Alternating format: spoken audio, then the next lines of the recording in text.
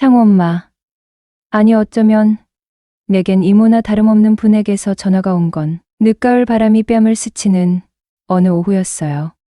우리는 20년 넘게 바로 옆집에 살았죠. 그녀는 우리 엄마와도 둘도 없는 친구처럼 지내셨고 어찌나 살갑게 나를 챙겨주셨는지 마치 친조카처럼 예뻐해 주셨어요. 창호는 말할 것도 없이 내 베프였고 초등학교, 중학교, 고등학교까지 그림자처럼 붙어 다녔으니 창호 엄마에게 나는 거의 또 다른 아들이나 마찬가지였을 거예요. 정태니? 창호 엄마야, 잘 지내지? 다정하게 건네는 목소리는 여전했지만 왠지 모르게 평소보다 조금 더 간절하게 들리더라고요. 창호 엄마는 와, 지금도 잊을 수 없는 게 진짜 배우 견미리 씨를 똑 닮으셨었다는 거예요. 크고 맑은 눈에 오뚝한 콧날, 웃을 때마다 살짝 드러나는 하얀 치아까지 정말 누가 봐도 미인이라는 단어가 딱 어울리는 분이셨죠. 게다가 어찌나 몸매도 좋으셨던지 늘씬한 키에 군살 하나 없이 매끈한 나이는 동네 아줌마들 사이에서 늘 화제였지만 한참 사춘기 시절엔 저에게도 짝사랑 대상이어서 그녀를 생각하며 잠을 설친 적이 꽤 있었네요. 우리 엄마보다 겨우 3살 어리셨지만 두 분은 마치 친자매처럼 서로를 의지하며 지내셨죠. 창호 엄마는 항상 밝고 긍정적이셨고 동네 사람들에게도 인기가 많으셨어요. 어릴 적 우리 집에는 창호 엄마가 손수 만들어주신 맛있는 반찬들이 끊이지 않았고 마치 작은 엄마처럼 따뜻한 정을 듬뿍 주셨어요. 그런 그녀의 다정한 목소리가 전화기 너머로 들려오니 어릴 적 따뜻했던 추억들이 주마등처럼 스쳐 지나갔네요. 간단한 안부를 주고받은 후 창호 엄마는 조심스럽게 본론을 꺼냈죠. 혹시 시간 되면 우리 미용실에 잠깐 들를 수 있니? 창호가 전에 너 차 있고 운전도 잘한다고 하길래 부탁할 일이 좀 있어서. 네. 아줌마, 시간 괜찮아요. 지금 바로 갈까요? 내 대답에 창호 엄마는 환한 목소리로 고마움을 표하며 저녁 시간에 미용실로 와달라고 했어요. 약속한 저녁, 퇴근길에 서둘러 창호 엄마의 미용실로 향했죠. 문을 열고 들어서자 샴푸 냄새와 은은한 파마약 냄새가 섞인 익숙한 미용실 냄새가 코를 간지리더라고요. 손님은 아무도 없었고 창호 엄마는 환하게 웃으며 나를 맞이했죠. 아이고, 우리 정태희 왔어. 얼굴이 더 환해졌네. 40대 후반이라는 나이가 믿기지 않을 만큼 창호 엄마는 여전히 젊고 활기차 보였어요. 세련된 옷차림과 옅은 화장, 꼼꼼하게 관리한 듯 윤기 흐르는 머리칼은 그녀의 젊음을 더욱 돋보이게 하더라고요. 아줌마, 안녕하셨어요. 꾸벅 인사를 하자 창호 엄마는 자리에서 일어나 내 목을 감싸 안으며 반갑게 맞아주셨어요. 예상치 못한 포옹에 조금 놀랐지만 따뜻한 온기가 낯설지만은 않았죠. 먼 길 오느라 힘들었지? 일단 커피 한 잔 마시면서 얘기하자. 창호 엄마는 직접 커피를 내어주며 얘 옆자리에 바짝 다가 앉았어요. 따뜻한 커피잔이 손에 들려왔지만 창호 엄마의 갑작스러운 밀착에 심장이 조금 빠르게 뛰기 시작했네요. 정태아, 오늘 너한테 부탁할 일은 사실 아무한테나 쉽게 할 수 있는 부탁이 아니야. 너라서, 그리고 너밖에 부탁할 사람이 없어서 이렇게 염치불구하고 전화한 거야. 나는 무슨 일인지 궁금증과 함께 약간의 불안감을 느꼈죠. 무슨 일이세요? 아줌마? 말씀만 하세요. 제가 도울 수 있는 일이라면 뭐든지 도울게요. 사실 창호 아빠 말이야 아무래도 바람을 피우는 것 같아. 믿기 힘든 말에 나는 잠시 말을 잃었죠. 창호 아빠는 항상 가정적이고 자상한 분으로 기억되었기 때문이에요. 바람이라니요? 설마요, 아줌마. 오해이실 거예요. 나는 애써 창호 엄마를 안심시키려 했지만 그녀의 눈빛은 이미 확신에 차 있었어요. 아니야, 정태야. 나도 처음엔 설마 했지. 그런데 이상한 낌새가 자꾸 느껴지는 거야. 늦게 들어오는 날이 잦아지고 휴대폰을 쥐고 살면서도 맘 몰래 숨어서 통화하는 것 같고 결정적으로 얼마 전에는 남편 셔츠에서 여자 향수 냄새가 나는 거야. 창호 엄마의 목소리는 점점 격앙되어 갔어요. 그래서 혹시 상대가 누군지 짐작가는 사람이 있으세요? 조심스럽게 묻자 창호 엄마는 망설임 없이 대답했죠. 화장품 가게 옥순 엄마, 그 여자 같아. 화장품 가게 아줌마는 동네에서 꽤나 유명한 미인이었어요. 나 역시 몇 번 마주친 적이 있었는데 화려한 외모와 싹싹한 성격이 인상적이었죠. 하지만 유부녀라는 사실을 알고 있었기에 창호 아빠의 외도 상대로는 전혀 생각해보지 못했네요. 옥순 엄마라니 정말 뜻밖이네요. 나도 처음엔 믿고 싶지 않았어. 하지만 며칠 전부터 남편이 퇴근길에 화장품 가게 근처에서 서성이거나 일부러 로션이나 향수 핑계를 대며 찾아가는 횟수가 부쩍 늘었어. 그리고 결정적으로 며칠 전에 남편 차 블랙박스 영상을 몰래 확인해 봤는데 글쎄 옥순 엄마가 남편 차에 타고 있는 모습이 찍힌 거야. 충격적인 사실에 나는 더 이상 아무 말도 할 수 없었죠. 그래서 정태야, 내가 너한테 부탁하고 싶은 건 남편이 정말 바람을 피우는지, 그렇다면 상대가 옥순 엄마가 맞는지 내가 좀 알아봐 줬으면 해. 그리고 정태야, 이 일 절대 창호한테는 비밀로 해줘. 창호가 알면 분명히 화낼 거야. 걱정 마세요. 어머니, 제가 입 굳게 다물고 있겠습니다.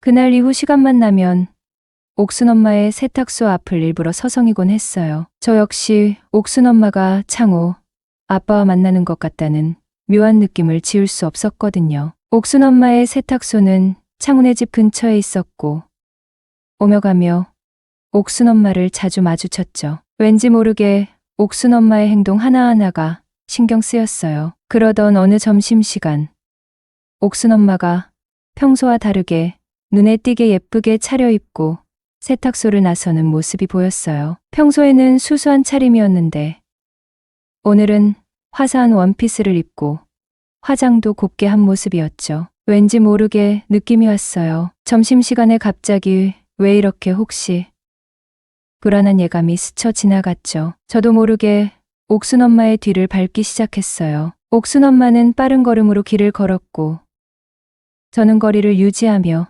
조심스럽게 따라갔죠. 옥순 엄마는 택시를 잡아타고 어디론가 향했어요. 어디 가는 거지?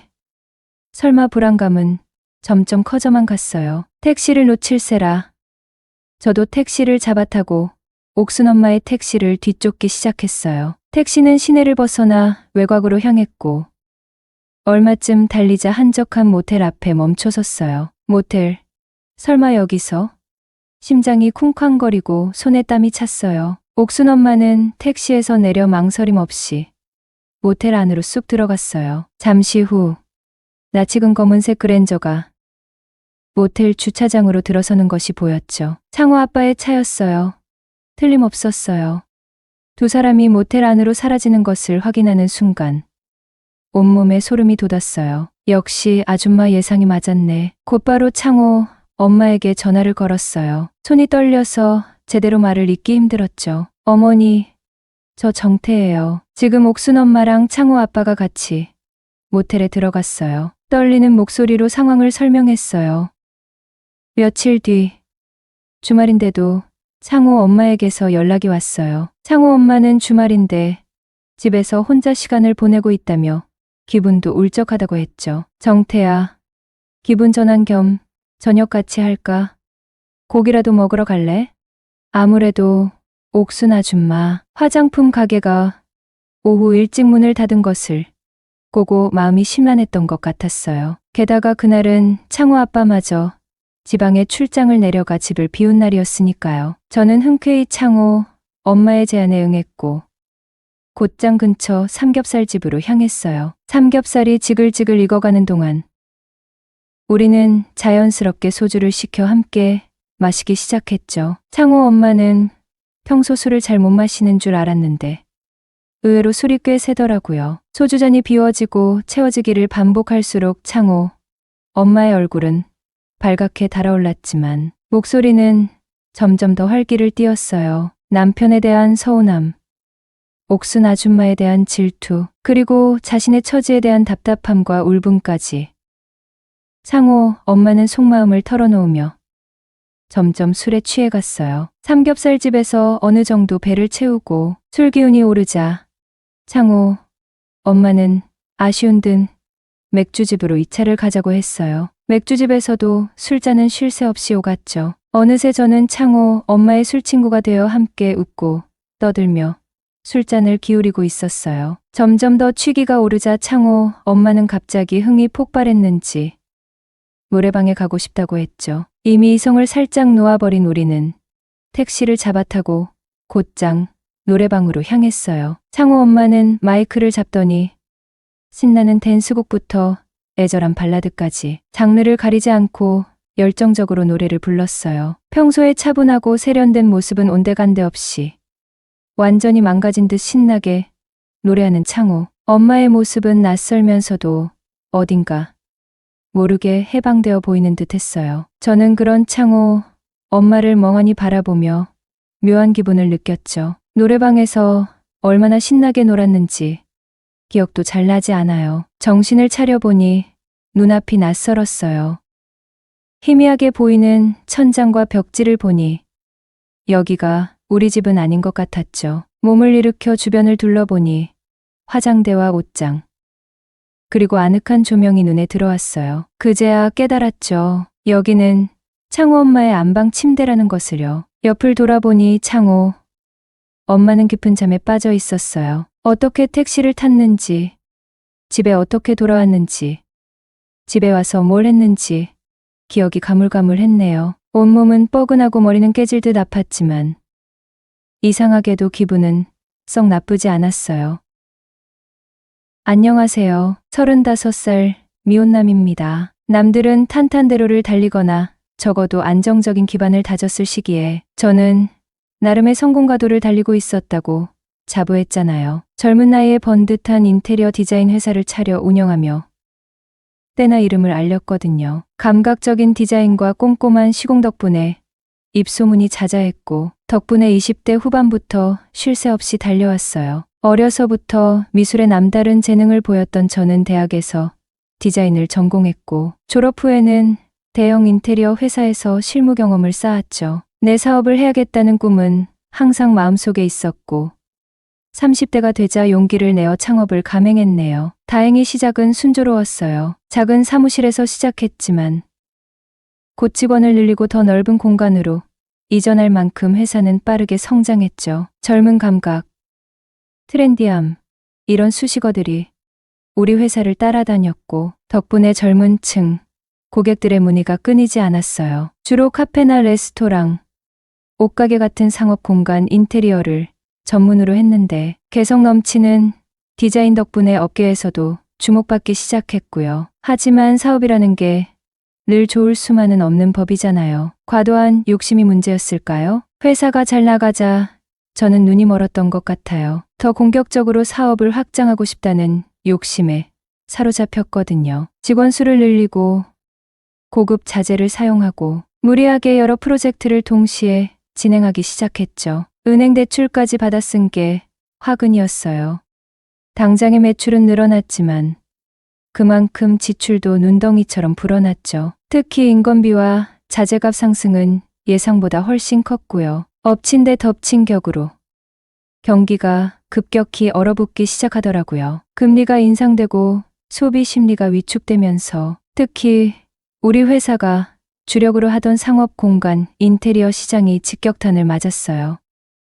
신규 창업은 줄어들고 기존 업체들은 투자를 망설이기 시작했죠. 프로젝트 계약은 줄줄이 취소되거나 연기되었고 이미 진행 중인 프로젝트에서도 괴금 회수가 늦어지기 시작했네요. 돌려막기로 겨우 버티고 있었지만 결국 한계에 다다랐어요. 결국 회사는 부도를 맞았죠. 그것도 순식간에 말이에요. 그동안 쌓아올린 모든 것이 한순간에 물거품처럼 사라지는 기분이었어요. 텅 빈 통장 잔고와 산더미 같은 빚만이 저를 짓눌렀죠. 저는 하루아침에 성공한 젊은 사업가에서 빚더미에 앉은 실패자로 전락했네요. 잘 나가던 시절에는 온갖 아첨을 하던 사람들이 썰물처럼 빠져나갔어요. 대표님, 대표님 하며 굽실거리던 거래처 사람들은 전화조차 받지 않더라고요. 심지어 친했던 친구들마저 저를 외면했고 돈 빌려줬던 몇몇은 기다렸다는 듯이 빚 독촉을 해왔어요. 세상이 얼마나 냉혹하고 비정한 곳인지 뼈저리게 느꼈죠. 자존심은 이미 산산조각 났고 세상 모든 사람들이 저를 비웃는 것만 같았어요. 하루하루가 지옥 같았죠. 더 이상 이 도시에서 숨 쉴 곳조차 없는 것 같았어요. 어디론가 조용히, 아주 조용히 사라지고 싶다는 생각만이 머릿속을 맴돌았어요. 그때 문득 창우 엄마가 떠올랐어요. 하나뿐인 아들 창우 녀석은 20 후반에 영국으로 유학을 떠나 거기서 현지 여자친구를 만나 결혼까지 했으니 한국에 돌아올 생각은 아예 없어 보였죠. 20회 넘게 한 이불을 덮고 살았던 남편은 평소 언니 동생 하던 동네 여자와 바람이 났으니 자존심 높고 콧대 세던 아줌마가 제 정신이었겠어요? 처음부터 이혼하려고 했던 건 아니었지만 창호 아빠와의 부부관계는 더 이상 나아질 기미가 보이지 않았고 창호 아빠의 바람기는 수그러들 줄 몰랐던 거죠. 결국 아줌마는 이혼을 결심하고 약 2년 전에 이혼하자마자 도시 생활을 싹 정리하고 호련히 산으로 들어가셨거든요. 당시 자연인이다라는 TV 프로그램을 즐겨보셨던 그녀는 번잡한 도시를 떠나 자연 속에서 오롯이 혼자만의 시간을 보내고 싶어 하셨거든요. 지리산 어느 산자락, 시골 마을에서도 꽤 멀리 떨어진 인적 드문 곳에 200여 평 밭이 딸린 전원주택을 구해 혼자 지내고 있었는데 시간 되면 내게 꼭 한번 놀러 오라며 환하게 웃던 그녀의 따뜻한 미소가 문득 내리를 스쳤어요. 그래, 바로 거기다. 그곳이라면 이 지긋지긋한 현실에서 벗어날 수 있을지도 몰라. 빚쟁이들의 독촉도 냉담한 세상의 시선도 닿지 않는 곳. 깊고 고요한 산속. 나는 망설일 틈도 없이 핸드폰을 꺼내 들고 떨리는 손으로 전화를 걸었어요. 몇 번의 신호음 끝에 익숙하면서도 어딘가 낯선 목소리가 수화기 너머로 들려왔죠. 여보세요? 아줌마, 저 정태예요. 어머, 정태니? 아이고, 오랜만이네. 잘 지내지? 네. 아줌마 덕분에 그럭저럭 지내고 있어요. 혹시 지금 괜찮으시다면 잠깐 통화 괜찮을까요? 그럼 괜찮고 말고 무슨 일로 전화했니? 나는 숨을 크게 쉬고 조심스럽게 입을 열었어요. 아줌마, 혹시 예전에 저한테 놀러 오라고 하셨던 산속집 아직도 거기 계신가요? 아, 그럼 아직 여기 있지. 공기 좋고 물 맑은 곳에서 아주 잘 지내고 있어. 왜 그러니? 혹시 놀러 오려고? 저 아줌마께 실례가 될지도 모르겠지만 혹시 당분간 아줌마 댁에 좀 머물러도 될까요? 요즘 좀 안 좋은 일이 있어서 어디 조용한 곳에서 잠시 쉬고 싶어서요. 정태야, 너라면 괜찮다. 다른 사람은 몰라도 아들 같은 너라면 언제든 환영이야. 언제든 내려와도 좋아. 오히려 심심했는데 잘 됐네. 뜻밖의 너무나 따뜻한 한 대의 가슴이 뭉클해졌어요. 정말 감사해요. 아줌마, 폐에 끼치지 않도록 조심할게요. 무슨 소리. 어서 와서 푹 쉬기나 해. 밥은 잘 챙겨 먹고 다니니? 혹시 굶고 다니는 건 아니지? 네, 밥은 꼬박꼬박 챙겨 먹고 다녀요. 그래. 어서 와. 기다리고 있을게. 전화를 끊고 나니 왠지 모르게 마음이 놓였어요. 빚쟁이들의 독촉과 냉담한 세상으로부터 잠시나마 벗어날 수 있다는 생각에 희미하게나마 한 줄기 희망이 보이기 시작했죠.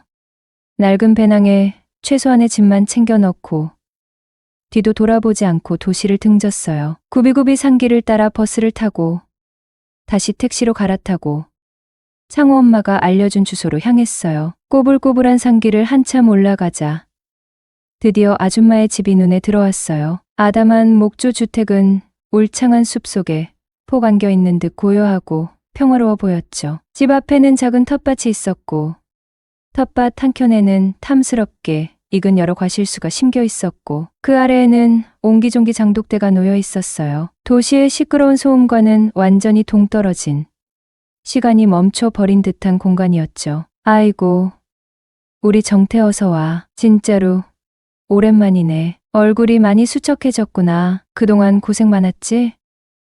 아줌마, 오랜만이에요. 이렇게 신세지게 돼서 정말 죄송해요. 우리끼리 무슨 신세는. 어서 들어와. 따뜻한 물로 샤워부터 하고 밥부터 먹자. 낯선 산골짜기였지만 왠지 모르게 고향집처럼 포근하고 아늑한 느낌이 들었죠. 집 안은 먼지 한 톨 없이 깔끔하게 정돈되어 있었고 마무 향기가 은은하게 풍겨왔어요. 아줌마는 따뜻한 물을 데워주시고 직접 끓인 된장찌개와 갖가지 나물, 반찬으로 푸짐한 저녁 식사를 손수 차려주셨어요. 도시에서 며칠 동안 제대로 끼니를 챙겨 먹지 못했던 나는 허겁지겁 밥을 입으로 쑤셔 넣었어요. 그녀는 그런 나를 말없이 흐뭇하게 바라보며 따뜻한 미소를 지으셨죠. 천천히 먹어. 밥은 많으니까.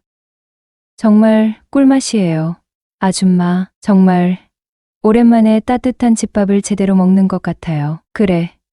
맛있게 잘 먹으니 보기 좋네. 앞으로 여기서 푹 쉬면서 몸도 마음도 편안하게 추스르렴.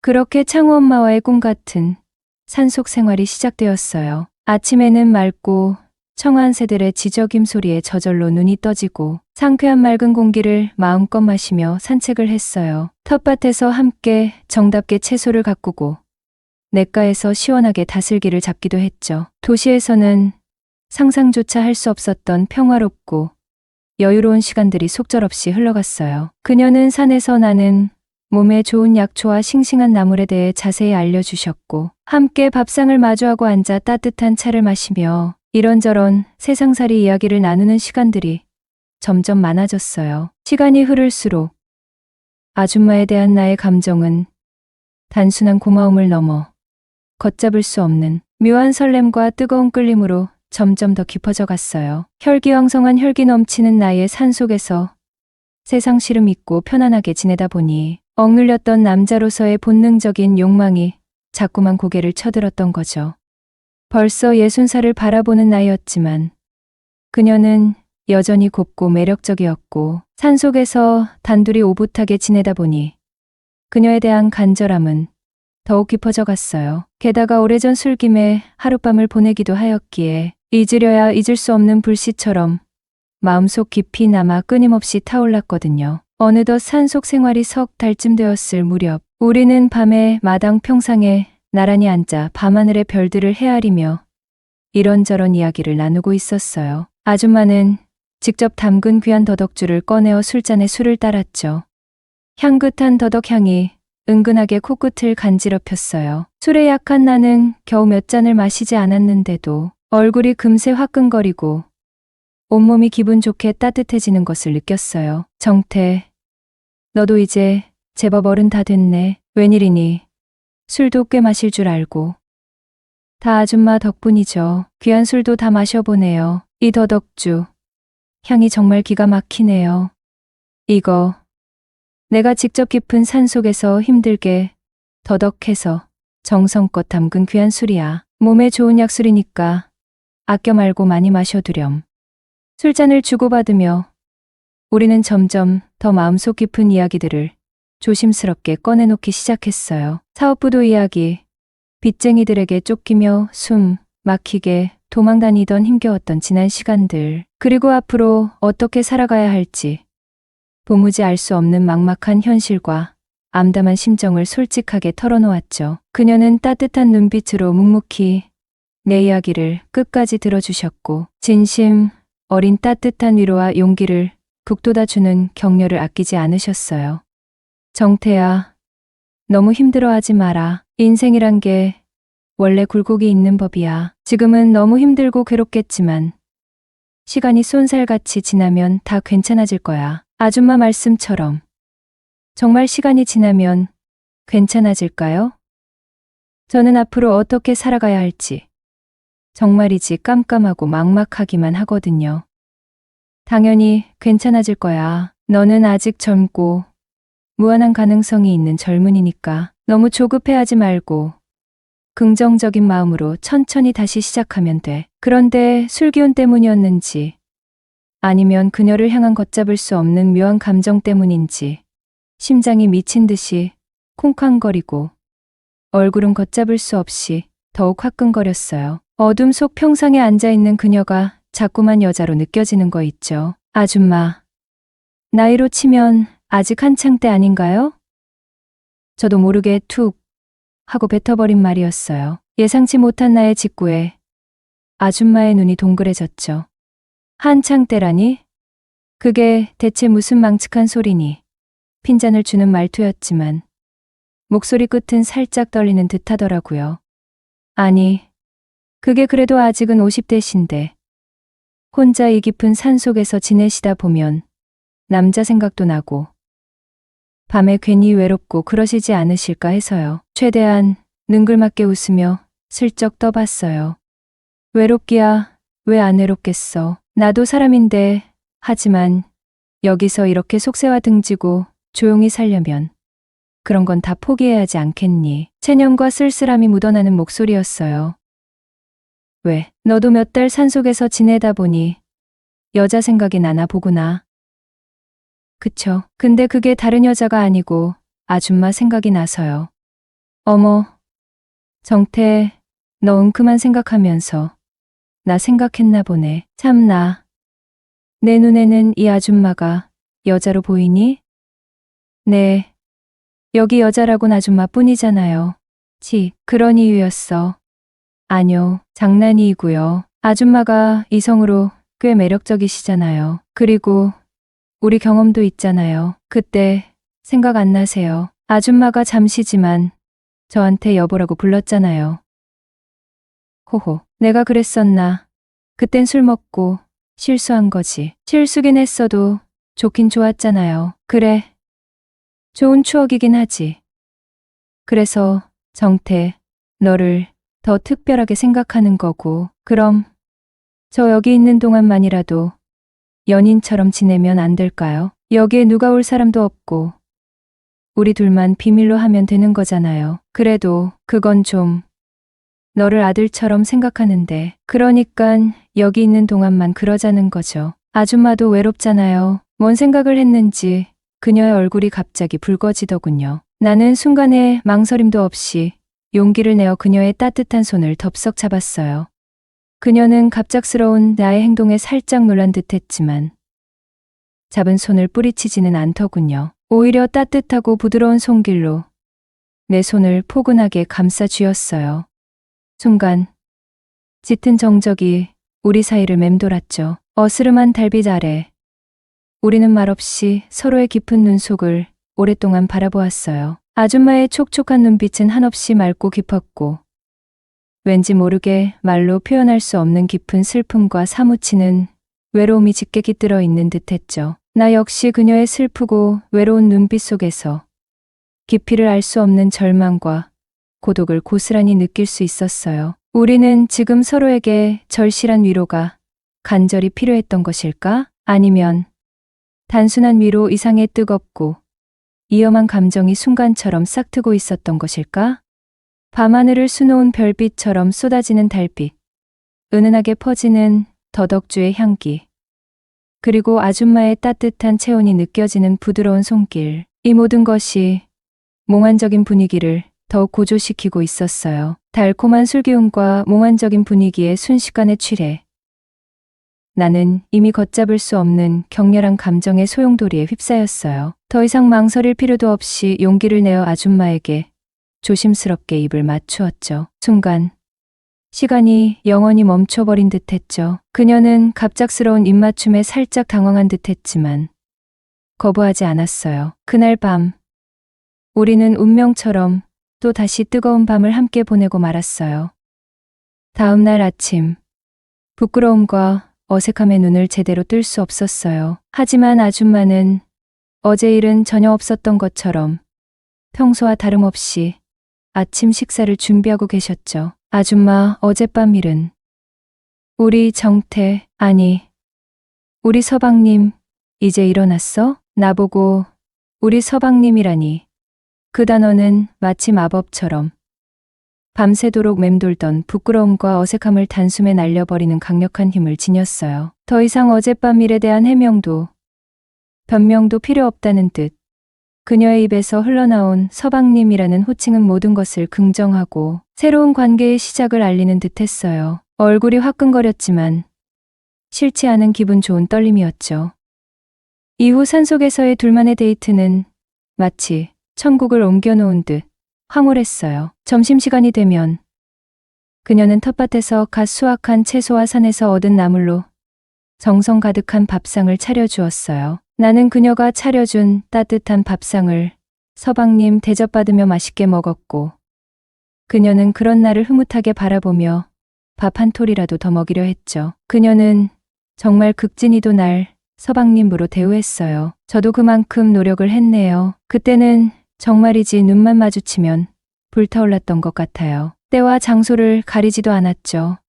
옥상, 텃밭, 비닐하우스, 심지어는 대나무 숲속에서까지 서로에게 빠져들듯 애정 표현을 하기 바빴고 세상에서 가장 행복한 연인이 된 듯했어요. 어느덧 계절은 바뀌어 텃밭에는 알록달록 가을꽃이 피어나고 산에는 울긋불긋 단풍이 물들기 시작했어요. 어느 날 저녁, 옥상 평상에 앉아 밤하늘을 바라보던 그녀가 평소와는 다르게 조심스럽게 입을 열었어요. 그녀의 얼굴은 평소에 밝고 따뜻한 미소 대신 왠지 모르게 무겁고 심각한 표정으로 굳어 있었죠. 나는 불안한 마음으로 그녀의 다음 말을 기다렸어요. 자기야. 그녀의 목소리는 평소보다 훨씬 낮고 가라앉아 있었어요. 자기도 이제 다시 도시로 돌아가 봐야 하지 않겠어?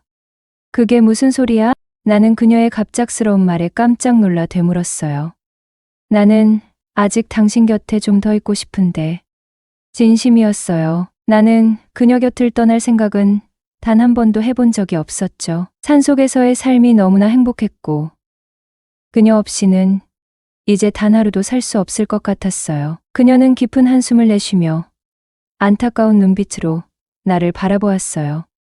안 돼. 너는 아직 젊고 앞으로 살아갈 날이 훨씬 많이 남았잖아. 여기서 계속 이렇게 숨어 지낼 수는 없잖아. 그녀의 목소리는 단호했지만 슬픔이 묻어났어요. 나는 그녀의 눈빛에서 깊은 고뇌와 슬픔을 읽을 수 있었죠. 그녀는 지금 쉽지 않은 결정을 내린 것이 분명했어요. 하지만 나는 여전히 그녀의 말을 받아들일 수 없었어요. 나는 그녀 곁을 떠나 도시로 돌아갈 자신이 없었고 다시 차갑고 냉정한 세상 속으로 돌아가 빚쟁이들에게 시달리고 싶지도 않았어요. 산속에서의 평화로운 삶, 그녀와의 행복한 사랑을 포기할 수 없었죠. 그녀는 내 말을 잘랐어요. 아니, 돌아가. 그리고 다시 시작해. 너라면 충분히 잘 해낼 수 있을 거야. 그녀의 목소리는 더욱 단호해졌고 눈가에는 눈물이 맺혀 있었어요. 나는 그녀의 단호한 태도와 슬픈 눈빛 앞에서 더 이상 아무 말도 할 수 없었어요. 그녀는 이미 마음을 굳게 먹었고 나의 의지와는 상관없이 이별을 준비하고 있다는 것을 깨달았죠. 그녀의 단호한 이별 선언에 망연자실한 나는 애써 감정을 추스르며 떨리는 목소리로 간절하게 물었어요. 아줌마 아니, 자기야, 왜 그래? 갑자기 왜 이러는 거야? 내가 혹시 뭐 잘못한 거라도 있어? 아니, 그런 거 아니야. 당신 잘못은 하나도 없어. 오히려 나 때문에 당신이 너무 많은 것을 희생하고 있는 것 같아서 그래. 그녀는 애써 눈물을 참으려는 듯 목소리를 가다듬으며 말을 이었어요. 당신은 아직 젊고 다시 시작할 수 있어. 하지만 나는 이제 늙고 지쳤어. 더 이상 당신의 발목을 잡고 싶지 않아. 발목을 잡다니 그런 말 하지 마. 나는 당신 때문에 당신과 함께 있는 것만으로도 너무 행복해. 당신은 내 발목을 잡는 게 아니라 내 삶의 이유이자 전부가 되었어. 나는 자리에서 일어나 그녀에게 다가가 떨리는 손으로 그녀의 두 손을 감싸 쥐었어요. 자기야, 제발 나를 떠나지 마. 당신 없이는 단 하루도 살 수 없어. 당신도 알잖아. 우리가 얼마나 서로를 사랑하는지. 나의 간절한 외침에 그녀의 굳게 다물렸던 입술이 파르르 떨리기 시작했어요. 참았던 눈물이 결국 터져 나와 그녀의 뺨을 타고 하염없이 흘러내렸죠. 나라고 왜 당신과 헤어지고 싶겠어. 나도 당신을 너무나 사랑해 하지만 우리는 안 돼. 왜 안 돼? 뭐가 안 된다는 거야? 나이 차이 때문에. 세상 사람들 시선 때문에. 그런 건 아무렇지도 않아. 우리만 서로 사랑하면 그 어떤 어려움도 다 이겨낼 수 있어. 나는 그녀의 눈물을 닦아주며 더욱 간절하게 설득했어요. 자기야. 우리는 이미 서로에게 없어서는 안 될 존재가 되었어. 우리는 영혼까지 깊숙이 얽혀버렸어. 이제 와서 헤어진다는 건 상상조차 할 수 없어.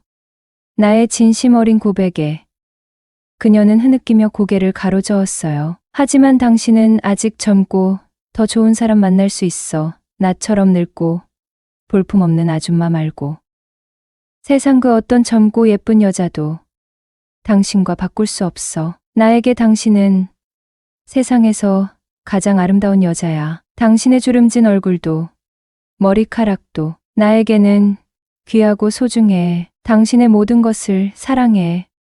나는 그녀의 손을 잡고 무릎을 꿇었어요. 그리고 떨리는 목소리로 내 마음속 깊은 곳에 숨겨왔던 진심을 고백했어요. 자기야, 나랑 결혼해줘. 평생 당신 곁에서 당신을 사랑하고 당신을 행복하게 해줄게. 당신 없이는 단 하루도 살 수 없어. 제발 내 청혼을 받아줘. 나의 갑작스러운 청혼에 그녀는 깜짝 놀라 눈을 크게 떴어요. 눈물로 얼룩진 얼굴에는 당혹스러움과 감격스러움 그리고 벅찬 행복감이 뒤섞여 있었죠.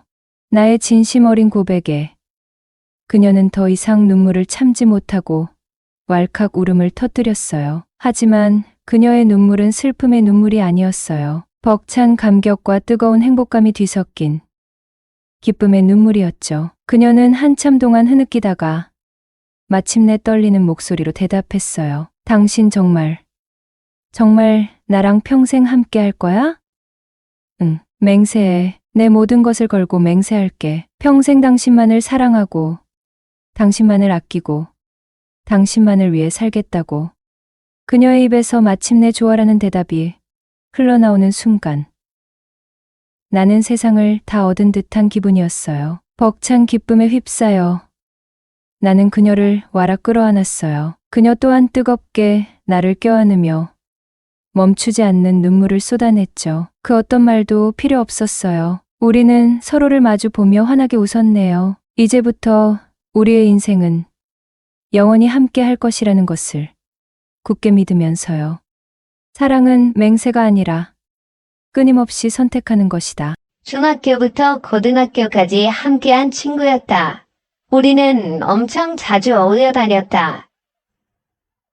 서로의 집에도 자주 찾아갔다. 그래서 가족들과도 다 아는 사이였다.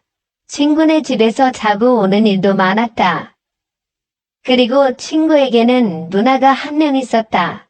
4살 차이가 나는 누나였고 우리가 고등학교 때 대학생인 누나였다.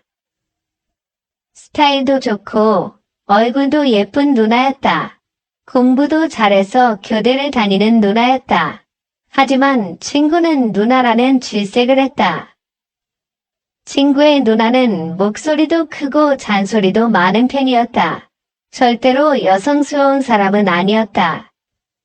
내가 있어도 옷도 대충 입었고 머리를 안 감고 있는 날도 많았다. 물론 대부분 쌩얼이었다. 오히려 내가 불편한 날이 많아졌다. 누나의 옷차림이 자꾸만 신경이 쓰인 것이다. 하지만 내색하지는 못했다. 가끔 아주머니가 혼을 내시기는 했다. 동생 친구 있는데 신경 좀 쓰라고 하셨다. 누나는 그런 것은 신경 쓰지 않는 성격이었다.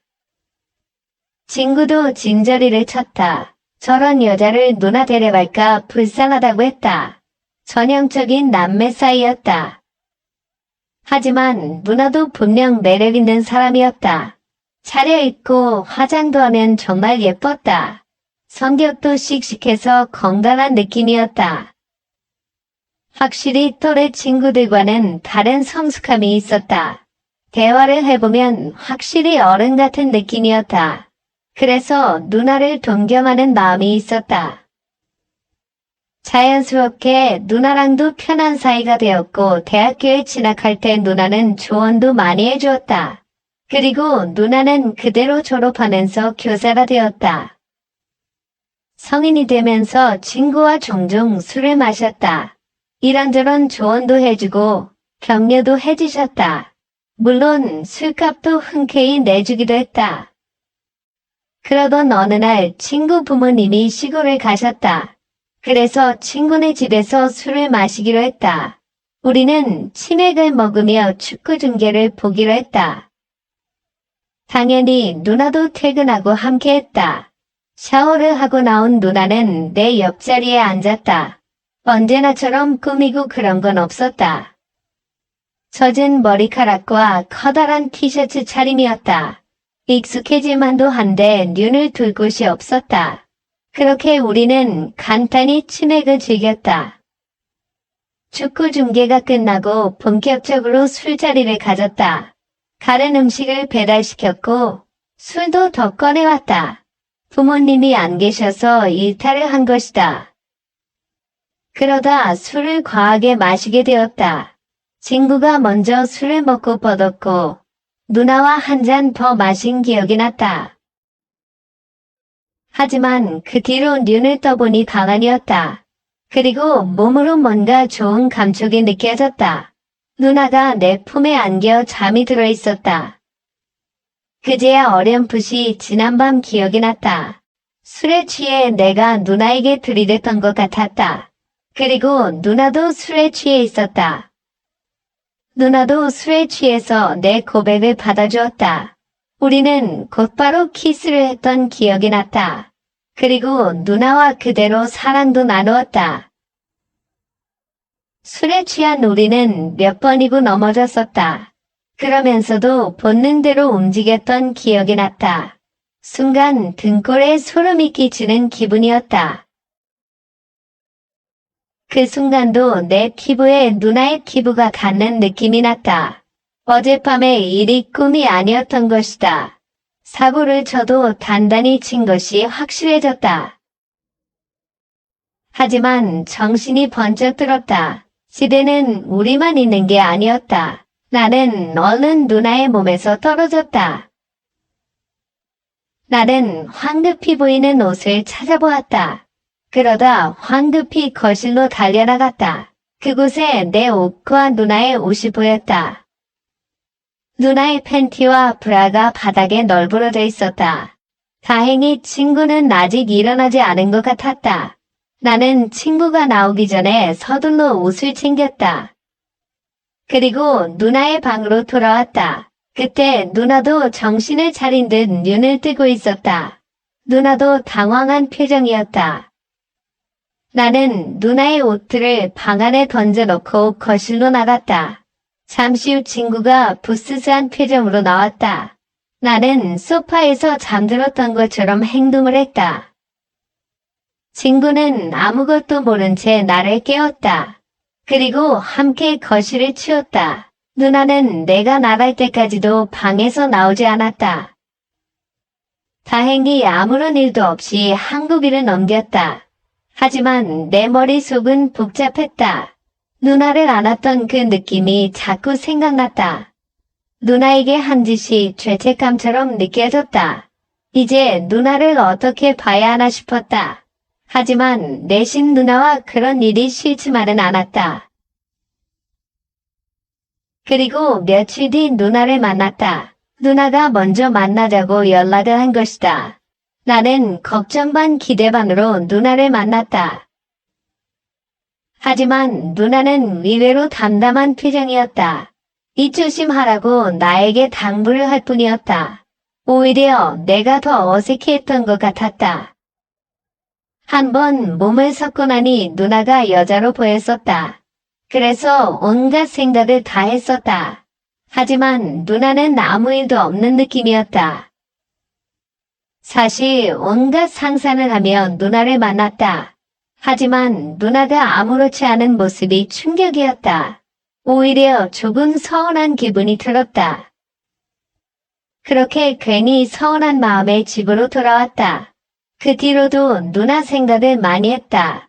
하지만 애써 누나를 만나려 하지 않았다. 그런 일이 벌어졌었는데 누나를 보는 것도 어색했고 누나의 아무렇지 않은 그 모습도 서운했다.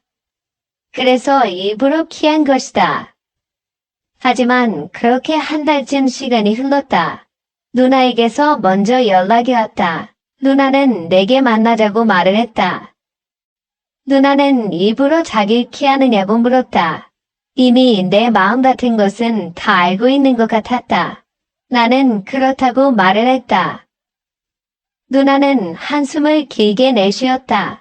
그리고 상처 줘서 미안하다고 말을 했다. 누나의 눈에서 눈물도 흘러내렸다. 항상 어른이던 누나가 눈물을 보였다. 그 모습에 나는 크게 당황을 했다. 그리고 오히려 내가 누나를 달래기 시작했다. 이해할 수 없지만 누나가 울었고 누나는 그날 술을 많이 마셨다. 말은 안 했지만 누나도 힘들었다고 했다. 나는 술김에 사귀자고 고백을 하게 되었다. 이러면 안 되는데 누나를 향한 마음이 컸다. 그리고 누나도 술 기운에 동의를 했던 일이다. 누나의 승낙을 받자 마음이 급해졌다. 그리고 누나는 내 키스를 받아주었다. 이번에는 나도 정신은 멀쩡했다. 마음이 통한 우리는 그대로 모텔을 향했다. 성급한 줄 알지만 그때는 마음이 급했다. 다시 그때처럼 하고 싶은 마음이었다. 항상 어른스럽던 누나가 부끄러워했다. 나는 정신을 차릴 수 없었다. 이제는 내 여자로 그녀를 품에 안았다. 흥분한 탓인지 미처 피임 같은 건 생각도 하지 못했다. 누나도 피임을 이야기하지 않았다. 오히려 적극적으로 나를 받아주는 것 같았다. 한바탕 엄청난 폭풍이 지나가고 숨을 고르고 있었다. 그때 누나가 먼저 입을 열었다. 이제 우리 어떻게 하느냐고 한숨을 내쉬었다. 나는 용기를 내어 끝까지 책임지겠다고 말을 했다. 그러자 누나는 키식 웃고 말았다. 나는 진심이라고 말을 했다. 나름 진심으로 나의 각오를 말한 것이었다. 그런데 누나가 가볍게 생각하는 것 같았다. 그래서 정말로 나랑 사귀자고 다시 말을 했다. 그러자 누나가 한숨을 쉬며 입을 열었다. 그리고 사실 이번 달에 생리를 안 한다고 했다. 누나의 눈빛이 심각해 보였다. 순간 머릿속이 멍해지는 기분이었다. 분명 끝까지 책임지리라 마음을 먹었는데 그 순간은 아무런 생각도 나지 않았다. 순간 당황한 모습을 그대로 누나에게 보여버렸다. 나의 그런 모습에 누나는 걱정 말라고 했다. 내일 누나 혼자 병원을 갈 예정이라고 했다.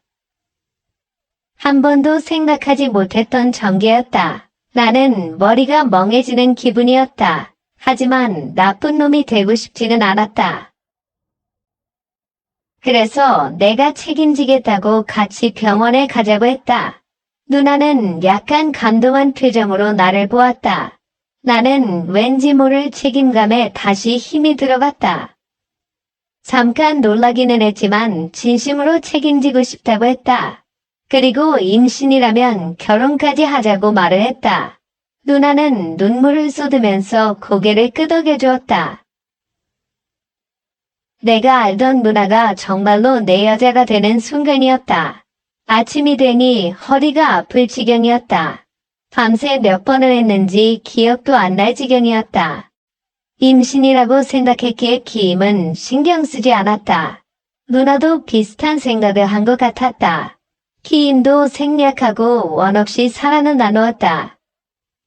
그리고 우리는 다음날 함께 병원에 갔다. 사실 엄청 긴장이 되었고 후회도 되었다. 하지만 이미 엎질러진 물이었다. 그런데 다행히 임신은 아니라고 했다. 스트레스 때문에 생리불순이 온 것 같다고 했다. 마음속 근심 걱정이 다 녹아내리는 기분이었다. 누나도 안심한 표정으로 내게 안겨왔다. 어른스러웠던 누나도 아직 어린 아가씨일 뿐이었다.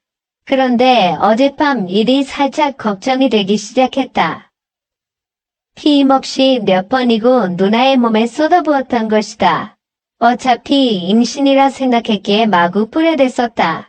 설마 아니겠지 하고 생각했지만 찜찜하기는 했다.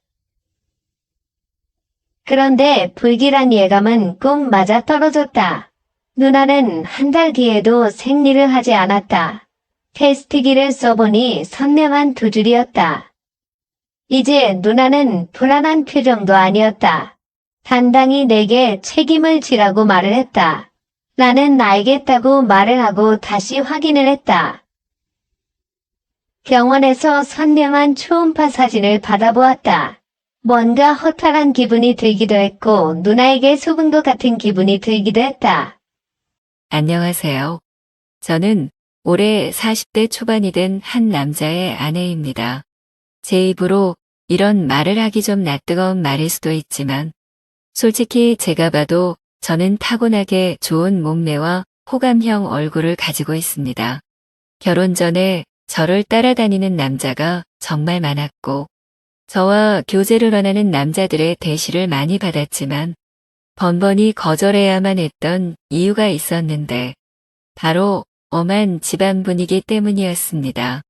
항상 집에 일찍 들어가야만 했기 때문에 남자와 교제할 만한 시간이 별로 없었고 그러다가 제가 20살이 되면서 지금의 남편을 만나게 됐습니다. 처음에 이 남자를 만났을 때는 제가 연애를 하고 있다는 사실을 집안에는 비밀로 했고 어느 순간 결혼할 때가 되어서는 집안의 엄청난 반대에도 불구하고 제가 너무나도 사랑하는 사람이기에 결혼을 하게 되었습니다. 남편은 저보다 6살이 많았고 저의 첫 남자이고 부부 생활에도 아무런 문제가 없었어요. 그러나 문제는 결혼을 너무 일찍 했기 때문에 저는 아직 어리고 하고 싶은 것도 많고 욕구도 많았습니다. 특히나 밖에 나가서 친구들과 만나다 보면 제가 결혼했다는 걸 상상도 하지 못하고 저에게 다가오는 남자들이 정말 많았습니다. 연락처를 좀 알려달라거나 같이 술을 마시러 가는 게 어떻냐는 말이었죠. 처음에는 그런 게 신기해서 즐기기만 했는데 어느 순간부터 그런 게 너무 많아지니까 거부감이 들었습니다. 제가 일찍 결혼을 해서 당시에만 하더라도 결혼한 친구가 주변에 한 명도 없었습니다. 그러다 보니 친구들이 나이트에 가서 놀았던 이야기를 한다거나 남자친구와 만나고 헤어지는 이야기를 들으면 부럽기도 하고 저도 처음에 남편을 만났을 때의 그런 설레임을 다시 한번 가지고 싶다는 생각을 하기도 했습니다. 그러다가 정말 제 인생에서 큰 사건이 하나 터지게 됐습니다. 3년간 남편만 보고 살았던 저에게 한 번의 외도로 인해 저의 인생이 180도 달라지게 됐습니다. 정말 의도적으로 바람을 피운 것은 아닙니다. 저는 실수라고 말하고 싶지만 어느 순간에는 저도 제 자신을 주체하지 못하고 있더라고요. 제가 20대 초반이었을 때 그때까지만 해도 저는 다른 남자를 만난다는 것은 범죄라고 생각했고 인간으로서 쓰레기 같은 행동이라고 생각했습니다. 그날도 여느 때와 다름없이 퇴근하는 남편을 위해 요리를 하고 있었어요. 현관문 열리는 소리에 남편을 맞이하러 달려나가니 울상을 짚고 들어와 한숨을 쉬는 남편에게 무슨 일이 있냐고 물어봤습니다. 그러자 휴대폰을 잃어버렸다고 말했습니다. 그 휴대폰은 산지 얼마 안 되었고 할부도 아직 많이 남아있는 상태였습니다. 저는 아쉽지만 그냥 잊어버리라고 얼마나 정신없게 일했으면 휴대폰을 다 잃어버리냐고 남편의 엉덩이를 토닥거려주고 다시 하나 더 사면 된다고 위로했습니다. 그런데 문제는 그 다음 날에 남편 번호로 저에게 전화가 왔어요. 어제 가게에 방문한 손님이 휴대폰을 맡기고 술을 20만 원치나 먹었는데 계산도 안 하고 휴대폰을 찾아가지 않았다고 연락이 온 것이었죠. 저는 처음에 그 말을 듣고 남편을 의심했지만 그럴 리가 없다고 생각했기 때문에 알아보니까 누군가 휴대폰을 주워서 가게에 맡기고 외상으로 술을 먹은 것이었습니다. 가게 주인은 휴대폰을 찾아가려면 술값을 가지고 술집으로 오라는 말을 했습니다. 돈은 아깝지만 그래도 남편이 알면 좋아할 거라는 생각으로 약속한 시간에 맞춰 택시를 타고 술집을 찾아갔습니다. 그때 시간이 오후 5시 정도였는데 제가 갔을 때 그곳은 이제 막 가게를 오픈하고 있었어요. 문 앞에 주인으로 보이는 젊은 남자가 있었습니다. 휴대폰 찾으러 왔다고 말하자 가게에 있다며 지하 2층인 술집으로 저를 데리고 갔습니다. 휴대폰을 확인하자 남편 것이 맞았는데 20만 원을 주기에는 너무 아까웠습니다. 솔직히 저희 남편이 잘못한 게 아니고 이걸로 술 먹은 다른 남자가 잘못한 건데 왜 그 돈을 제가 물어줘야 되나 싶더라고요.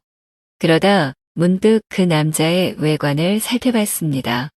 머리카락은 굉장히 길었고 통이 큰 바지를 입었으며 자기 사이즈보다 적어도 몇 배는 더 커 보이는 와이셔츠를 입어서 그런지 꼭 무슨 힙합하는 청년처럼 생겼더라고요. 걷는 걸음걸이도 껄렁하고 팔에는 문신이 보였는데 깔끔한 정장만 입고 다니는 제 남편과는 정반대의 자유로운 느낌이 많이 풍기는 오빠였습니다. 생긴 것만 보면 제가 좋아하는 얼굴상으로 제법 잘생겼지만 옷 입는 게 영 마음에 들지 않았습니다. 저도 제가 왜 그랬는지 모르지만 갑자기 그 남자에게 한 가지 제안을 하게 되었습니다. 20만 원 대신 오늘 그쪽이랑 밤일을 해서 갚으면 안 되냐고 했지요. 솔직히 이건 정말 어처구니 없는 제안이었습니다. 말하는 동시에 저는 얼굴이 빨갛게 달아올랐습니다. 그 남자는 놀라는 듯 하다가 갑자기 술집 문을 걸어 닫으면서 저에게 다가왔습니다. 그 말이 진심이냐고 저에게 묻더군요. 저는 20만 원이라는 금액이 아까운 것도 아까운 것이지만 그 남자에 대한 호기심이 더 컸던 것 같습니다. 그래서 그냥 한 번쯤 해보는 건 어떨까 하는 생각이 들었던 것이죠. 저는 진심이라고 말했고 대신에 확실하게 비밀로 해줘야 한다고 말했습니다. 그렇게 그 남자와 갑작스럽게 가게 안에서 일을 치른 후에 휴대폰을 돌려받고 집으로 돌아왔습니다. 이것이 제 첫 외도의 시작이었습니다. 이왕 외도를 할 거면 좀 로맨틱하게 했으면 되는데 너무 난장판이었다는 생각이 들더군요. 그날 밤 이후로 술집 주인은 저에게 가끔 연락을 해왔지만 저는 연락을 받지 않았습니다. 막상 해보니까 그다지 좋지도 않았고 오히려 다른 걸 더 느껴보고 싶다는 생각이 들었기 때문입니다. 그 뒤로 저는 남편 외에 다른 남자를 만나는 것에 대해 호기심이 생겼어요.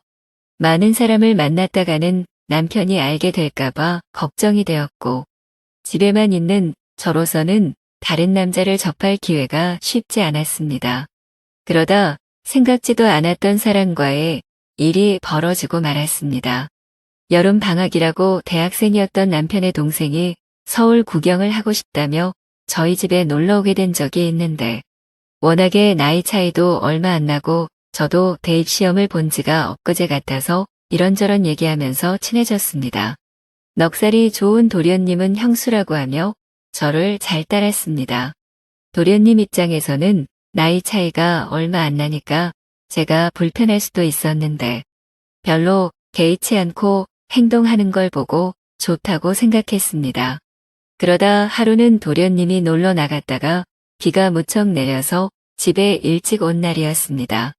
남편은 출근한 상태였고 우산을 미처 준비하지 못한 터라 비를 흠뻑 맞고 집에 들어온 도련님에게 갈아입을 옷을 가져다 주며 씻으라고 하고 과일을 깎았습니다. 거실에서 단둘이 과일을 먹으면서 이런저런 이야기를 나누었고 그날따라 제가 눈을 마주치면 도련님은 어색한 듯 피했는데 그 묘한 느낌이 아직도 생각이 나네요. 그 어색한 기운을 깨고 싶어서 머리에서 생각한 대로 질문을 던졌어요.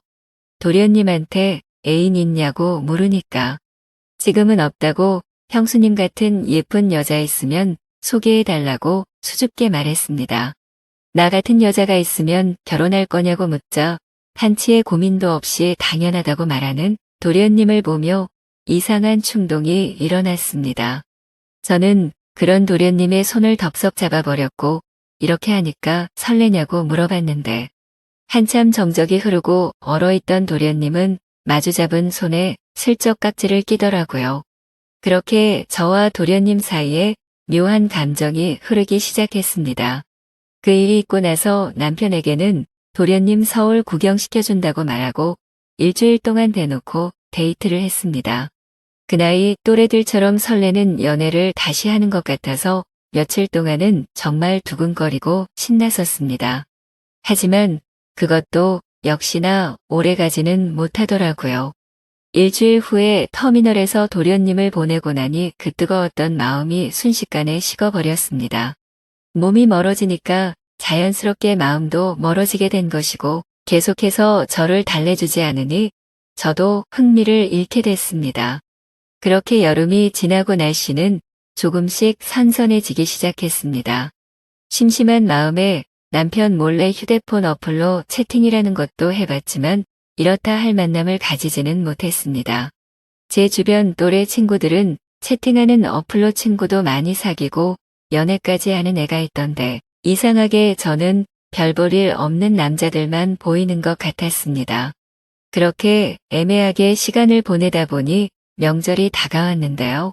저희 시댁은 춘천 쪽에 있었는데 연휴 전날부터 가서 신나게 명절 음식하고 설거지하고 집안에 하나밖에 없는 며느리라 몸이 부서지도록 일을 했어요. 언제까지 며느리가 이렇게 일해야 되는 거냐고 투덜거리기는 했지만 워낙에 나이 차이가 많이 나니까 대들지도 못하겠더라고요. 명절 다음 날 아침에 친정집에 가려고 준비를 하는데 시어머님이 점심을 먹고 가라고 하셨습니다. 또 내가 밥을 차려야 하나 싶어서 순간 짜증이 확 났지만 얼굴에 최대한 티를 안 내고 있었는데 남편이 너무 미적미적대는 거예요. 빨리 준비하고 출발해야 하는데 준비를 하는 둥 마는 둥 조금만 더 누워있다가 가면 안 되냐고 TV나 보고 앉아있고 정말 답답해 죽겠더라고요. 그래서 남편을 방으로 데리고 와서 밖에 들리지 않게 작은 소리로 말다툼을 했습니다. 우리 부모님도 나를 보고 싶어 한다고 빨리 준비 안 하면 혼자서 가겠다고 말하면서 감정이 안 좋은 채로 친정집으로 향했습니다. 남편은 친정에서도 기분이 안 좋은 티를 숨기지 못했고 저는 그럴 거면 그냥 먼저 가라고 말했습니다. 화가 난 남편은 저녁에 볼 일이 있다고 하며 먼저 집에 올라간다고 하고 올라와 버렸습니다. 무슨 일이냐는 친정엄마의 물음에 별거 아니라고 대답하고 방에 들어와 혼자서 분을 삭히고 있었습니다. 저렇게 마누라를 배려하지 못하는 남자인 줄 몰랐는데 정말 충격적이었습니다. 싸우느라 못 봤던 휴대폰을 열어 메시지를 확인해 봤더니 초등학교 동창 중 한 명에게서 연락이 와 있었습니다. 동창회를 하니 꼭 나와 달라는 문자였고 오늘은 술을 꼭 마셔야겠다는 생각에 서둘러 준비를 하고 초등학교 동창회에 나갔습니다. 자리에 나가니 이미 20명 정도가 모여 있었고 명절인데 다들 할 것도 없이 이렇게 나와서 놀고 있냐고 조상님도 없냐는 농담을 건넸습니다. 그러자 친구들은 요즘에 누가 조상님 챙기냐고 우리끼리 재미있게 잘 먹고 잘 살자면서 술이나 마시자고 하더라고요. 졸업하고도 연락을 하는 친구도 있었지만 졸업하고 나서 처음 보는 친구도 있었습니다. 그래도 초등학교 동창이라는 유대감이 있었기 때문에 편하게 대할 수 있었습니다. 그중에 눈에 띄는 친구가 한 명 있었는데 초등학교 때 어린 눈에도 너무나도 도시아이처럼 깔끔했었던 제 짝꿍이었습니다. 그 아이는 피부도 하얗고 공부나 운동도 잘했었기 때문에 어릴 적에 잠시나마 좋아했던 남자애였어요. 제 기억상으로는 그 아이도 예뻤던 저를 좋아했었고 동네도 가까워서 자주 어울렸었던 기억이 납니다. 문방구에서 같이 과자를 사 먹으면서 집에 같이 가기도 했었고 지금 생각하면 유치한 편지도 주고받았었는데 오랜만에 보니까 훨씬 더 반갑고 기분이 좋았습니다. 그 친구는 6학년 때 전학 가서 그 이후로는 처음 봤고 멀리서 봐도 어릴 적 그 모습이 상당히 많이 남아 있어서 그때의 설레임이 새록새록 기억났습니다. 저는 그 친구 가까이 가서 어떻게 연락 한번 안 했냐고 하니 제가 결혼했다는 말을 듣고 난 뒤에는 연락할 수가 없었다고 하더군요. 그 친구와 계속해서 대화를 하면 할수록 저는 그에게 점점 빠져버리고 말았습니다. 그래서 제가 아마 결혼을 하지 않았다면 꼭 이런 남자와 연애를 했을 것 같다는 생각이 들 정도로 마음에 드는 친구였거든요. 이 친구랑 따로 나가서 술을 마시고 싶고 오늘 밤만이라도 짧게나마 설레는 감정을 느끼고 싶었지만 저는 결혼한 여자였고 그 아이가 저를 나쁜 여자로 볼까봐 신경이 쓰였어요. 술자리가 끝나갈 때쯤 애들은 하나 둘씩 빠져나가기 시작했습니다. 저 역시 집에 가야 할 때가 왔어요. 제가 인사를 하고 나오자 그 남자도 따라 나왔고 택시를 찾으러 같이 걷기 시작했습니다. 슬며시 제 손을 잡아오는 그 남자를 쳐다보니 저를 보며 웃고 있더라고요. 오늘은 완전히 끝나버린 줄 알았던 설레는 감정이 다시 살아나기 시작했고 그렇게 손을 잡은 채로 저희는 한동안 말없이 걸었습니다. 그러다가 갑자기 제 손을 놓더니 제 허리를 감싸고 끌어당겼습니다. 우린 서로 끌어안다시피 해서 길을 걸었어요. 택시를 타면 금방 헤어질 것 같아 너무 아쉬워서 걸어서 집까지 갔습니다. 오랫동안 걷다가 도착한 저희 집 현관 앞에서 저를 물끄러미 쳐다보더니 제 볼에 뽀뽀를 하고는 부끄러운 듯 급하게 인사하며 뛰어갔습니다. 남편하고도 안 좋은 상황에서 그를 만난 건 정말 사막의 오아시스를 찾은 기분이었어요. 그 뒤로 저희는 종종 따로 만났고 제가 서울로 올라가서도 계속 연인으로 지냈습니다. 그러다 2년쯤 지났을 때 그 아이도 장가를 가게 되었고 그렇게 저희 둘의 만남은 끝이 나는 줄 알았습니다. 저도 중간중간에 다른 남자도 몇 번 만나봤고요. 하지만 정말 사랑이라 느낀 건 그 남자가 유일했던 것 같습니다. 우리는 결국 재회를 했고 40이 넘는 지금까지도 뜨겁게 사랑을 나누며 만나고 있습니다. 저의 두 번째 서방님이고 이제 더 이상의 다른 사랑은 원치 않고 두 남자만 바라보며 살아보려 합니다. 너무 어린 나이에 결혼을 한 게 문제였던 걸까요? 저도 가끔씩 제가 왜 이러는지 모르겠지만 도저히 빠져나올 수가 없습니다.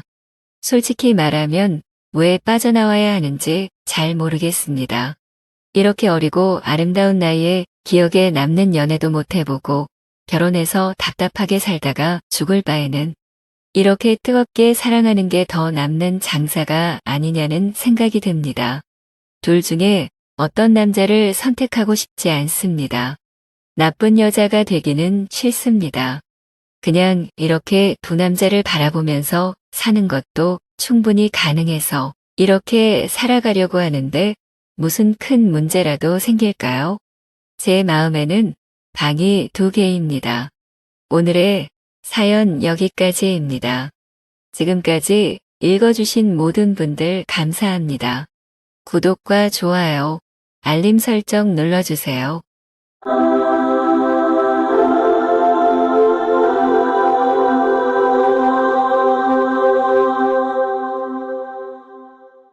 오늘의 사연 시작합니다. 안녕하세요. 남친과 이별한 지 일주일 약간 넘은 여성입니다. 지금 금방이라도 죽을 것 같고 힘들어서 미치겠습니다. 어찌해야 할지 모르겠고 남친에게 전화를 걸어볼까 말까 하면서 저 혼자 완전 생난리 발광을 하고 있습니다. 저와 남친이 헤어진 이유는 저의 도벽 때문입니다. 네, 제가 사실 손버릇이 아주 안 좋아요. 심지어는 남친의 물건도 훔치는 바람에 남친이 결국은 안 되겠다 하면서 저와는 인연을 끊기로 한 거였거든요. 제가 이렇게 될 줄은 정말 몰랐습니다. 어릴 적에 하나둘씩 훔치기 시작한 것이 어른이 되어서도 이어졌고 나중에는 연인의 물건에도 손을 대게 될 줄은 누가 상상이나 했겠습니까? 맨 처음에 저의 도벽을 그냥 대충 넘어가준 엄마가 그 당시에는 아주 고마웠는데 이제야 너무 미워지기 시작합니다. 아주 혼을 내고 아주 매섭게 때려서 아이를 제대로 가르쳐야 할 판에 왜 그렇게 허술하게 키웠나 싶어서 너무 화가 나더군요. 그리고 살면서 저의 도둑질은 한 번도 걸린 적이 없었는데 남친 때문에 들통이 난 거라서 처음으로 부끄러움을 살짝 느끼고 있습니다. 조금 일찍 걸려서 된통 혼났으면 절대 여기까지 오지 않았을 거라고 자책도 했습니다. 돌이켜보니 고등학교 때 아주 꼴불견인 여선생의 지갑을 훔쳤을 때 그때 걸렸어야 했는데 말이죠. 그날은 학교에 무슨 행사가 있었던 것인지 선생들이 전부 교무실을 비워놓고 잠시 학교 안에 어딘가로 가 있었을 때였습니다. 저는 교무실 청소 담당이었는데 저랑 같이 청소하던 다른 애들도 선생들의 심부름으로 어딘가로 같이 몰려가 있었습니다. 저는 순간 아무도 없는 공간에 저 혼자 있다는 것에서 무한한 자유를 느꼈습니다. 그리고 그 자유 안에는 반드시 존재해왔던 도둑질을 떠올렸습니다. 훔치는 쾌감은 자유를 극대화시켜주는 것이었기에 그 짜릿함은 이루 말할 수가 없었지요. 등신같이 저에게 걸려들어서 물건이건 돈이건 잃고서 절절매며 오는 것들을 바라보는 그 쾌감은 어느 것에도 비할 바가 아니었습니다. 그래서 저는 뭔가 훔칠 것이 없을까 하고 주위를 두리번거렸습니다. 그리고 되도록 아주 꼴 보기 싫은 선생 것을 훔쳐야겠다고 아주 결심을 했습니다. 그래서 이리저리 둘러보니 아주 극도로 제가 혐오하는 수학 선생의 자리에 떡하니 훔쳐가란 듯이 지갑이 놓여 있더군요. 저는 얼른 그것을 집어서 교복 주머니에 쑤셔 넣었습니다. 그리고는 화장실로 가서 지갑을 버리고는 돈은 제 주머니에 넣었습니다. 현금이 제법 되었고 그날 그 불효시가 무슨 옷이라도 사려고 그랬던지 현금이 그득히 들어있더군요. 저는 옳다구나 아주 잘 걸렸다 하면서 그 선생한테 그동안 수없이 망신당하고 공부 못한다고 들들 볶였던 것을 이 기회에 아주 보복을 해주리라 마음먹고는 태연히 다시 교무실로 청소를 하러 가는 척했습니다. 그리고는 제가 그 자리에서 청소를 하던 중에 지갑이 없어졌다 하면 제가 범인으로 지목될 확률이 너무 높으니까 다른 방법을 찾아야 하는데 하면서 되지도 않는 돌머리를 이리저리 굴렸지요. 그래서 애초에 저는 교무실 안에 안 들어갔다는 듯이 보여야 하니까 교무실에서 뚝 떨어진 복도 모퉁이에서부터 청소를 시작하고 있었던 것으로 잡아떼겠다고 마음먹고는 그리로 가서 바닥을 열심히 쓸었습니다. 그리고 지나가던 수희 아저씨가 저를 보고는 청소 열심히 한다며 칭찬을 해주셨기에 저는 하나의 알리바이를 확보했다 하며 속으로 쾌재를 불렀습니다. 그리고 드디어 우르르 소리가 나면서 사람들이 교무실로 들어가는 소리가 들렸고 한참이 지나서 그 수학 불효시가 자신의 지갑이 없어졌다면서 밤마다 아이들을 시켜서 지갑을 찾는 상황이 벌어졌습니다. 저는 속으로 미친 듯이 욕을 했지요. 잘났다고 그리 으스대더니 겨우 지갑 하나도 간수를 못해 갖고 온 학교를 난리법석을 떨게 만들고 있다면서요. 더구나 잃어버린 게 자랑이라도 되는 듯이 애들을 시켜서 도둑 색출 작업을 벌인다면서 아주 비웃었습니다. 그리고 저는 교무실 청소 담당이긴 했어도 복도 청소부터 시작했다는 여러 아이들의 증언이 있었고 수희 아저씨가 저의 복도 청소 현장을 봤다는 증언이 있어서 저는 무사히 건너뛰었습니다. 저는 훔친 그 돈으로 아주 비싼 옷을 사 입고 방과 후면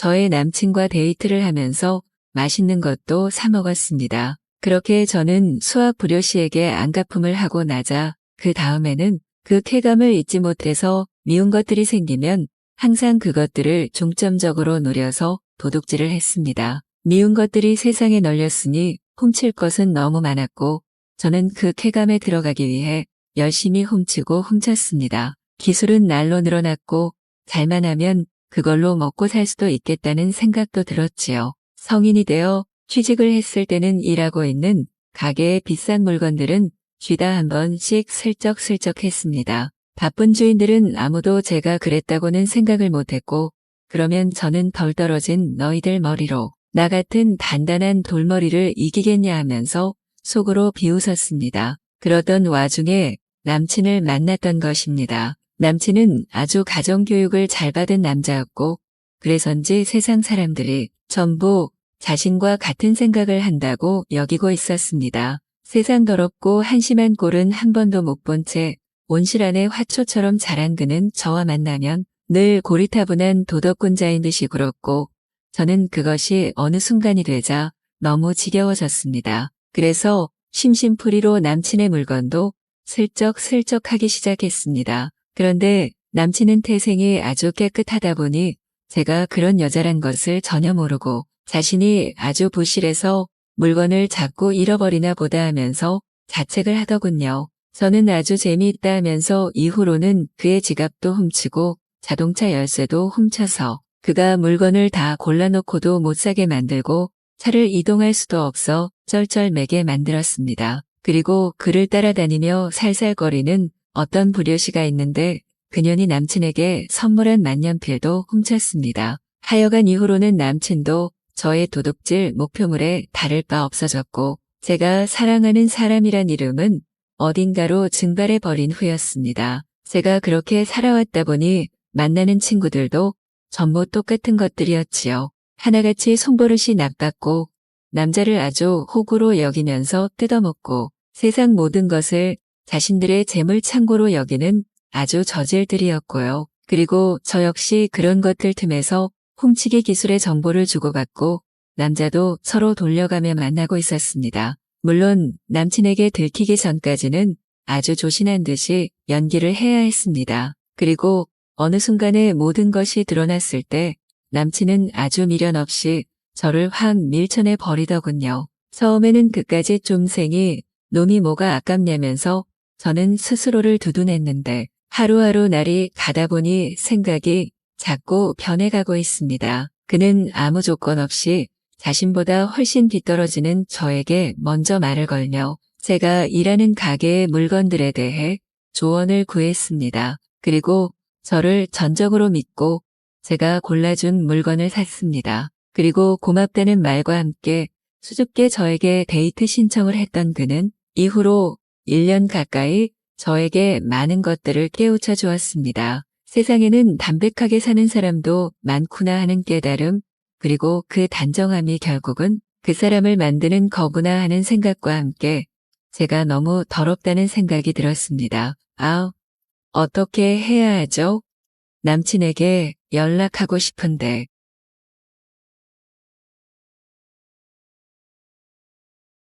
오늘의 사연 시작합니다. 안녕하세요. 남편이 하도 애를 먹여서 한탄이나 좀 해보려고 사연을 보내는 애청자입니다.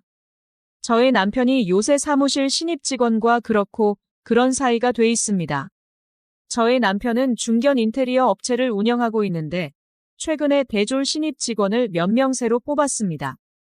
그리고 그들이 일도 아주 잘하고 적극적으로 임하고 있다며 무척 칭찬을 하더군요. 그리고 그 무렵에 남편이 슬슬 외모에 신경을 쓰기 시작했습니다. 전에 없이 값비싼 외제 수트를 꺼내 입고 향수도 뿌리고 차도 더 좋은 것으로 바꿨습니다. 그리고 자신의 취향이 분명히 아닌데 소지품 하나까지도 취향이 완전히 바뀌어 있더군요. 제 남편은 고지식하고 근엄한 것을 좋아하는 사람이라 무채색 계열이면서 무늬가 도드라지지 않는 넥타이 같은 것들을 평소에 선호했습니다. 더구나 수십 년 전에 산 것을 나달나달할 때까지 쓰는 사람인데 근래 들어서는 완전 과감한 컬러와 무늬가 들어간 것으로 완전 새로 살림 장만하듯이 마구 사들이는 것도 아주 이상했습니다. 대체 뭔 일인가 싶어서 저는 의아했지요. 물론 사업하는 남자이니 대외적으로 사람 만날 일도 많고 더구나 자기가 그만큼 돈을 벌고 있으니 물건 사는 것까지 나무랄 수는 없었습니다. 그런데 너무 급격하게 취향이나 생활 패턴이 변해버리니 저는 너무 의아했던 것입니다. 게다가 점심은 그동안 항상 점심시간을 전후해서 제가 사무실로 도시락을 가져다 주었는데 남편이 요새는 거래처 사장들이랑 같이 점심할 일이 많으니 가져오지 말라 해서 그런가 보다 하고 있었습니다. 그런데 지금 생각해보니 점심시간마다 여자랑 같이 데이트를 즐겼나 하는 생각도 들더라고요. 더구나 늘 저녁도 밖에서 먹고 자정이 넘어서 들어오고 그 다음 날이 되면 바쁘니까 아침도 건너뛰고 저는 남편이 참 바쁘구나 하며 건강이 걱정도 되고 한편으로는 남편이 바람을 피는 건가 의심도 했습니다. 물론 평소에도 돈을 잘 벌어다 주기도 했고 요새는 바쁘면서 자기 외모 관리도 열심히 하는 것을 보니까 새로운 큰 거래처가 생겼나 보다 생각해버렸습니다. 그리고 갑자기 변한 스타일이며 이런 것들은 개인적으로 스타일리스트를 채용했나 이런 생각으로 넘겨버렸지요. 그러던 어느 날 우리 큰애 학교에 학부모 모임이 있어서 거기에 제가 참석했던 날이었습니다. 남편이 학부모회 회장을 맡고 있었는데 남편이 그날은 참석을 못하게 되어서 그나마 저라도 빠지지 말고 나가야지 하면서 갔는데 거기서 저는 놀라운 이야기를 들었던 것입니다. 우리 애와 친한 친구네 엄마가 아주 걱정스럽다는 얼굴로 제게 그러더군요. 애 아빠의 누나 딸이 많이 아프다던데 괜찮냐고요. 저는 무슨 말인가 싶어서 멍하니 쳐다보았습니다. 그러다가 번개같이 머릿속에서 회로가 막 돌아가면서 제 육감이 맞았구나 하는 생각이 스쳐 지나갔고 그 다음에는 얼른 표정을 바꾸어서 상황을 서둘러 정리했습니다. 안 그래도 누나 딸이 그날 많이 아팠다더라 면서 너스레를 떨고는 아주 그럴듯하게 연기를 했습니다. 그러면서 학부모 회의를 겨우 마치고 집으로 오는 내내 분한 것을 참을 수가 없었습니다. 그리고 남편의 누나에게 전화해서 이리저리 안부를 묻고 딸은 잘 지내는지 등등 여러 안부를 곁들여서 누나 딸은 뭘 하고 지내는지를 둘러 물으려 운을 띄웠습니다. 그 나이대 아가씨들은 어려가지로 아플 상황도 많으니 혹여 아프면 우리가 잘 아는 의사에게 말해줄 테니 꼭 연락해라는 말까지 했습니다. 그러자 남편의 누나는 자기 딸이 너무 건강해서 병원 갈 일이나 있겠냐면서 그리고 지금은 중국에 배낭여행 가 있다는 말까지 했습니다. 그러자 저는 옳다구나 하면서 득의양양하게 전화를 끊고는 남편의 회사로 차를 돌렸습니다. 바람을 피우고 있구나 하는 결정적인 확신이 들고 있었고 더구나 그럴 거면 표나 내질 말던가 하지 하면서 일을 갈았습니다. 몇 달에 한 번씩은 학부모 회의에 참석도 해오던 남편인데 요새는 거기에 가는 일이 전혀 없어졌을 때도 저는 의심을 안 했었습니다. 거기 사람들과는 몇 년씩 끈끈한 정을 이어왔고 아이들의 방학과 각자의 직장, 휴가 기간을 맞춰서 몇십여 가족이 다 같이 몇 박 며칠 놀러도 갔기에 이미 서로 얼굴이 익어 있는데 생각 없이 거기 학부모가 일하는 병원을 간 남편이 참 한심하다는 생각도 들었습니다. 더구나 한국에 있지도 않은 누나 딸은 다 뭔가 하면서 속으로 마구 끓어오르기 시작했습니다. 저는 그날부터 탐지견이라도 되는 듯이 남편에게서 의심 가는 정황을 찾으려고 이리저리 뒤지기 시작했습니다. 우선은 남편 서재 서랍에서 젊은 여자에게나 어울릴 법한 발랄하고 화사한 스카프가 발견되었고 그 주인이 한참을 쓰던 중이었던지 젊은 여자가 썼을 법한 상큼한 향내가 났습니다. 저는 불안한 마음으로 이리저리 서랍과 서재 안물품 정리대를 뒤지다가 책상 속에 놓인 다이어리에 시선이 가 닿았습니다. 몇 월 며칠 몇 시에 어디에서 만나기로 약속한 내역을 적어놓은 다이어리 속의 달력. 메모에는 뭔가 야릇한 표시도 있었습니다. 아무래도 여러 거래처 사람들과의 미팅 날짜를 적은 그 메모들 속에 애인과 만날 날짜는 그렇게 별도로 기호로 표시해놓고 있는 듯 하더군요. 그것을 훑어보다가 그 다음날 저녁에 있을 약속 장소와 시간이 적힌 곳을 보았습니다. 특별한 기호가 그렇게 쳐져 있었고 그건 다른 약속 장소와 달리 시 외곽지에서 만나는 거니더군요. 그리고 저는 다음날 그 시각에 그 장소에 갔습니다. 일단은 오전 일찍 예약을 해서 홀 내부가 훤히 보이되 차폐된 공간에 있을 수 있는 자리로 웃돈을 얹어서 부탁을 해놓았고 달력에 적힌 약속 시간보다 1시간 일찍 그 자리로 가서 앉았습니다. 정확히 그 시간이 되자 남편이 나타났고 다행히 제 시야에 잘 들어오는 자리에 앉더군요. 그리고 5분쯤 지나자 젊은 여자 하나가 와서 남편 앞에 앉았습니다. 가만 보니 제가 매일 남편 회사에 들러서 도시락을 갖다 줄 때 여러 번 본 적도 있고, 인사도 나눴던 그 신임 여직원이었습니다. 둘은 스테이크를 썰어서 먹고 정이 뚝뚝 떨어지는 얼굴로 서로를 지그시 쳐다보며 와인잔을 들어 건배를 하면서 두어 병의 와인을 마셨습니다. 그리고 어느 정도 술 기운이 오르자 슬며시 일어나서 계산을 하고 밖으로 나갔습니다. 물론 밖에서는 차 안에 대기 중인 저의 하수인들이 기다리고 있었습니다. 그들은 서너 대의 차량에 각각 나누어 타고는 번갈아서 표나지 않게 제 남편 차를 뒤따랐고, 몇 분 후에는 인근의 러브호텔로 들어가는 남편의 차와 차 번호가 명확히 드러나는 사진을 폰 카메라로 찍어서 저에게 보내주었습니다. 저는 이가 갈렸고 여기서 너무 서둘다간 괜히 남편과 그 젊은 것이 빠져나갈 빌미만 만들어준다 싶어서 이제 어떻게 해야 하나를 고민하며 일단 며칠간 계속 상황을 주시하기로 했습니다.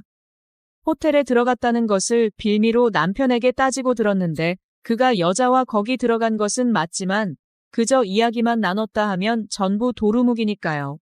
그렇다고 제가 호텔방에 침범해서 쓰레기 짓을 하고 싶지는 않았습니다. 이제 일을 진척시켜야 할 것 같은데. 그러면 저까지 같이 더러워지는 것 같아서 어쩌면 좋을지 캄캄합니다. 오늘의 사연은 여기까지입니다. 구독, 좋아요 꼭꼭 눌러주세요.